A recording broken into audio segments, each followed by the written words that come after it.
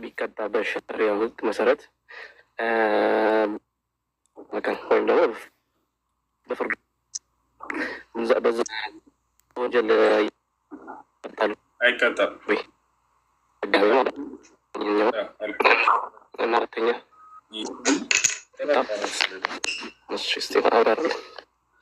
እና አንድ ሰው በምድር ላይ አላህ ስብሐነ ወተዓላ በነቢያቶች በኩል ባወረደው ህግና ስርዓት መሰረት ከተዳኘ በምድር ላይ በዚያ ህግና ስርዓት ከተቆመበት ለቀጣዩ ዓለም ይቀጣል ወይ? አይቀጣም። ያ ራሱ እንደ ንስሐ ይቆጠርለታል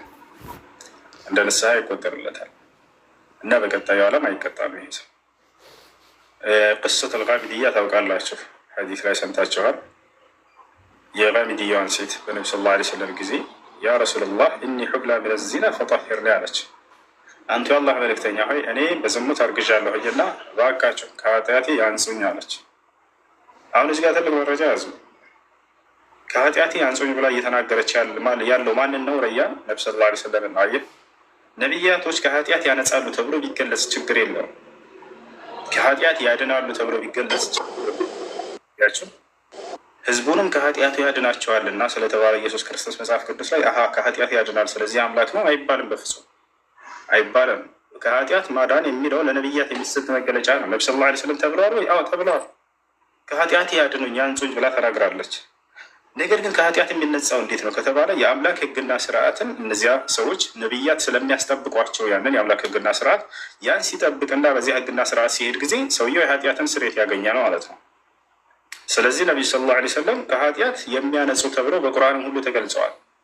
ገብታችኋል? የነቢያት መገለጫ ነው። ማን ነው ግን ኃጢአቱን የሚምረው? አምላክ ነው። ከኃጢአት የሚነጹበትን መንገድ የሚያሳየውና የሚያስተምረው ደግሞ ማን ነው? ስለዚህ አብርሃም ሰላም ነው?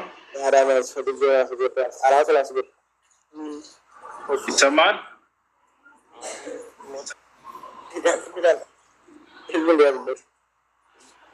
አሎ፣ እሺ፣ ኒት አድርጋችሁታል። ሻላማ ያስፈልጋለሁ ብሎ ነው።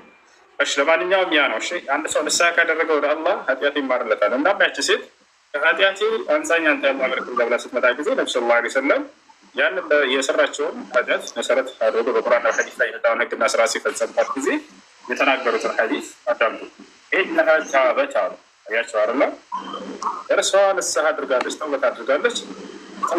ንስሐ አድርጋለች። በርግጥ ለውዚዐት ተውበቱሃ ዐላ አህሊ መዲና ለከፈትሁም አሉ። ይህች ሴት ያደረገችው ንስሐ አጠቃላይ ለሁላቸውም ለመዲና ሰዎች ቢከፋፈል ለበቃቸው ነበር አሉ። ስለዚህ የአምላክ ህግና ስርዓት የተፈጸመባቸው ማንም ሰው ተውበት ካደረገው በላይ የነሱ ይበልጣል እንዳሉ።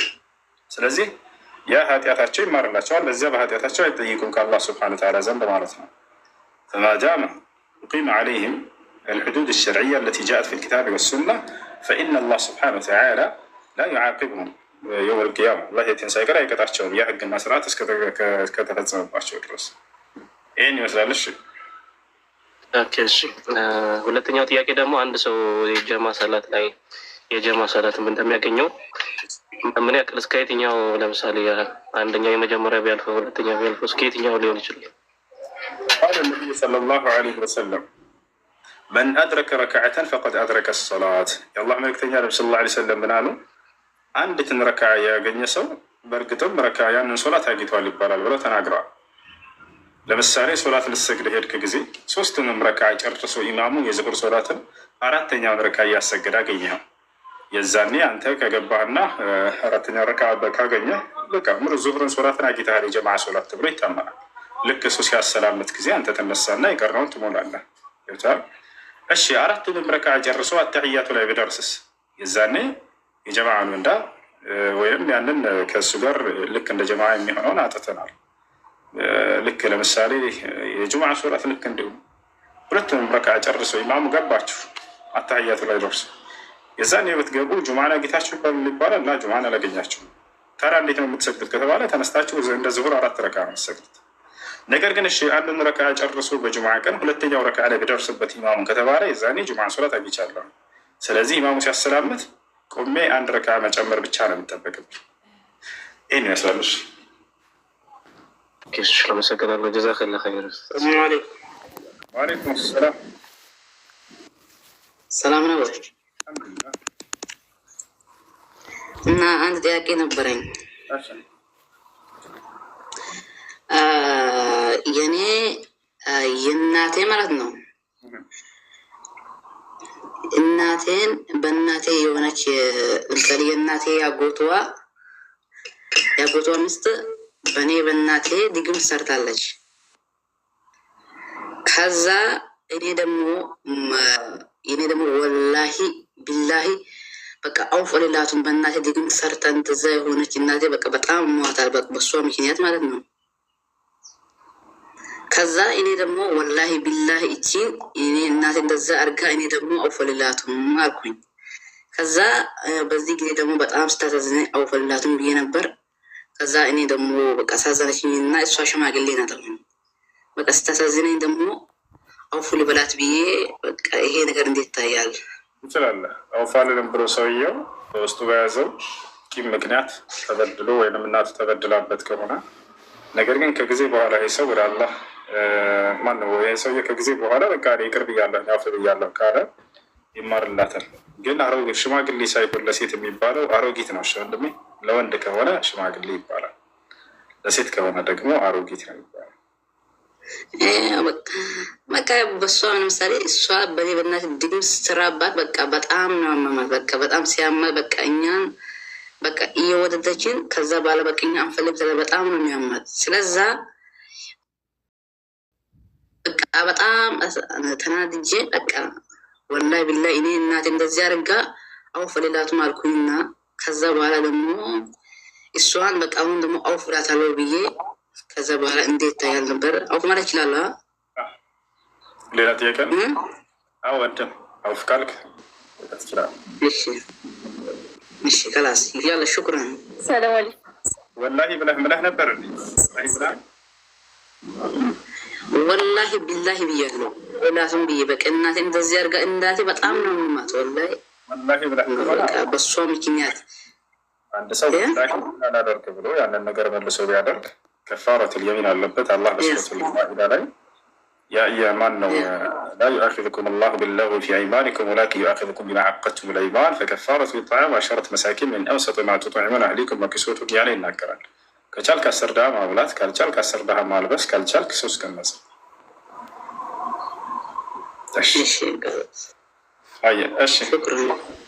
እኔን ሻአዳ ሲዘኝ ሻዳ ላስይዘሽ?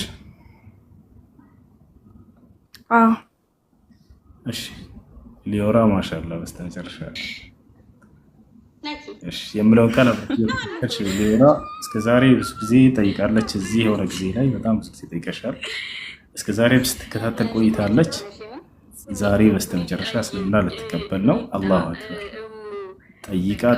ጠይቃ እውነትን መርምራ ነው እች ልጅ ዛሬ ለዚህ የደረሰችው። በጣም ደስ ያለኛል። እሺ የምለውን ቃል አብረሽ እየተከተልሽ ወይ ሊዮራ? አሽሀዱ አላ ኢላሃ ኢለላህ ወአሽሀዱ አነ ሙሐመደን ረሱሉላህ። አላሁ አክበር። ማሻአላህ። ተክቢር ያ ጀማ። ብዙ ሰው ይሰልማል፣ ግን ከሚሰልሙት ሁሉ በጣም እንትን የሚለው ደስ የሚለው ከብዙ ጥያቄዎች ከብዙ ምርምር በኋላ የሚሰልሙት በጣም ይለያል። ማሻአላህ ብያለሁኝ። እንኳን ወደ ነቢያት መንገድ ተቀላቀልሽ በህይወት እያለሽ። አሁን ያልሽው ቃል የሻሃዳ ቃል የምስክር ቃል ይባላል። የእስልምና ሃይማኖት የመጀመሪያው ትእዛዝና መሰረት ነው። የነቢያቶች ሁሉ የመጀመሪያ ትምህርታቸው መሰረትና ትእዛዝ ነው። ትርጉሙ ምንድን ነው? እነሆ ከአንድ አምላክ ከአላህ በስተቀር በእውነት የሚመለክ ሌላ አምላክ የለም ብዬ መሰክራለሁ ማለት ሲሆን፣ ወአሽሀዱ አነ ሙሐመድን ረሱሉላህ ማለት ደግሞ ሙሐመድም የአላህ መልእክተኛና ነቢይ ናቸው ብዬ መሰክራለሁ ማለት ነው። ነቢያትም ይሄን ነበር ሰዎች ወደ ኢስላም ሲመጡ ጊዜ የሚያስብሏቸው የመጀመሪያው የምስክር ቃል ይሄ ነው። የአምላክን አንድነትና ብቸኛነት ያስተምሯቸዋል። በዘመኑ የተላከውን ነቢይ እንደ ነቢይ እንዲመሰክሩ ያደርጓቸዋል። ያ ነው። እዚህ ነው የመሲሁ ተከታዮች ምን ብለው ነበር? ወኢዝ አውሐይቱ ኢለል ሐዋርይን አን አሚኑ ቢ ወቢረሱሊ ቃሉ አመና ወሽሀድ ቢአንና ሙስሊሙን ይላል። ወደ ሐዋርያቶችም የትእዛዝ ቃሌን ባስተላለፍኩ ጊዜ አላምላክ አላህ በእኔ በአምላካችሁ በአላህ እመኑ፣ መላኩላችሁ መልእክተኛም እመኑ አልኳቸዋል። ሐዋርያቶችም ምን አሉ? ቃሉ አመና እነሆ አመንን፣ ወሽሀድ ቢአንና ሙስሊሙን እኛ ሙስሊሞች መሆናችንን መስክርልን አሉ። እና ይህ ነው አንድ ሰው እስልምና ሲቀበል ጊዜ ያለፈ ኃጢአቱ ሁሉ ይማርለታል። አምላክ አላህ ሱብሓነሁ ወተዓላ ንጹህ አድርጎ ይቀበለዋል። ይህም በቁርአን ላይ ሲናገር ምን ይላል? ሱረቱል አንፋል ላይ ኩሉ ለዚነ ከፈሩ ኢየንተሁ ይግፈር ለሁም ማ ቀድ ሰለፍ ወኢን የዑዱ ፈቀድ መደት ሱነቱል አወሊን አለ። ኩሉ ለዚነ ሙሐመድ ሆይ ለእነዚያ ለካዱት እንዲህ ብለህ ንገራቸው ኢየንተሁ ይግፈር ለሁም ማ ቀድ ሰለፍ ካሉበት ክህደት ቢቆጠቡ ያለፈ ኃጢአታቸው ሁሉ ይማርላቸዋል እያለ ይናገራል። ልክ እንዲሁ ነቢያችን ሰለላሁ ዐለይሂ ወሰለም ምን አሉ? ሐዲስ ላይ ሲናገሩ አልኢስላም የጅቡ ማ ቀብለሁ አሉ። እስልምና ከእርሱ በፊት ያለን ኃጢአት ያስተሰርያል አሉ። ማለት ሰውየው ሲሰልም ጊዜ ያለፈ ኃጢአት ሁሉ ይማርለታል ማለት ነው። እሺ አንድ ሰው እስልምናን ከተቀበለ በቀጣዩ ዓለም ምን ያገኛል? ምን ተስፋ ተገብቶለታል? ከሞት በኋላ ስላለው ህይወት አምላክ ራሱ ቃል የገባው ነገር አለ ወይ? አዎ አላህ ስብሓነሁ ወተዓላ ሲናገር ምን ይላል? ኢነ ለዚነ አመኑ ወዐሚሉ ሷሊሓት ለሁም ጀናቱ ነዒም ኻሊዲነ ፊሃ ወዕደላሂ ሐቃ ወሁወል ዐዚዙል ሐኪም ይላል። እነዚያ በእኔ በአላህ አምነው መልካምን የሰሩ ሰዎች ለእነርሱ የገነት ጸጋ አለችላቸው። ኻሊዲነ ፊሃ በእርሷም ውስጥ ለዘላለም ዘውታሪዎች ሲሆኑ አለ። ወዕደላሂ ሐቃ ይህ የእኔ የአላህ ቃል እውነት ነውም እያለ ተናገረ። ወሁወል ዐዚዙል ሐኪም ያሸናፊና ጥበበኛ የሆንኩኝ አምላክ ነኝ። እና ይህን ይመስላል። አንድ ሰው እስልምናን ከተቀበለ በኋላ የሁለተኛው የእስልምና ሃይማኖት መሰረትና ትእዛዝ የሆነው ለዚህ ላመን ነው እና ለመሰከርነት ለአንዱ አምላክ ብቻ መስገድ የሚለው ነው። አምልኮን ሁሉ ለእርሱ ብቻ መፈጸም የሚለው ነው። እዚህ ነው ነብዩ ሰለላሁ ዐለይሂ ወሰለም ሲናገሩ ቡኒየል ኢስላም ዐላ ኸምስ ሸሃደተን ላ ኢላሃ ኢለላህ ወአነ ሙሐመድ ረሱሉላህ ወኢቃም ሶላት አሉ። ሶላትን መስገድ ጊዜውን ጠብቆ አግባቡን ጠብቆ መስገድ። ይህን ለማድረግ ሰው ሻወር እንዲወስድ ታዟል። ከዚያን ሰው ድረስ ስንዱ አደራረግ ስለ ሶላት አሰጋገድ በመማ ሶላት መስገድን ትጀምሪያለሽ። እሺ ስምሽን መቀየር ከፈለግሽ ትችላለሽ፣ ካልፈለግሽ መቀየር ትፈልጊያለሽ? አዎ መቀየር ፈልጋለሁ። አንቺ የምትወጂው ስም አለ ደስ የሚልሽ? አዲስ አበባ ቆይ ጠርሶ ብሎኬት ነው እንዴ? እስኪ ንገሪ።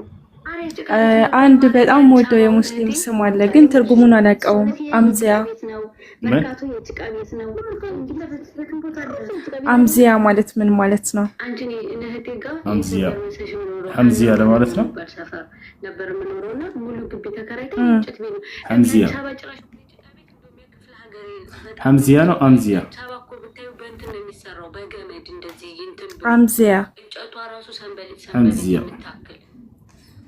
حمزية هي طائفة من الخوارج افترقت عن فرقة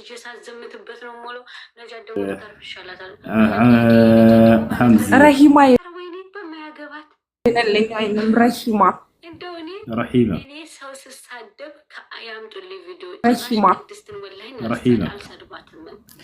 አዛኛው እንደማለት ነው።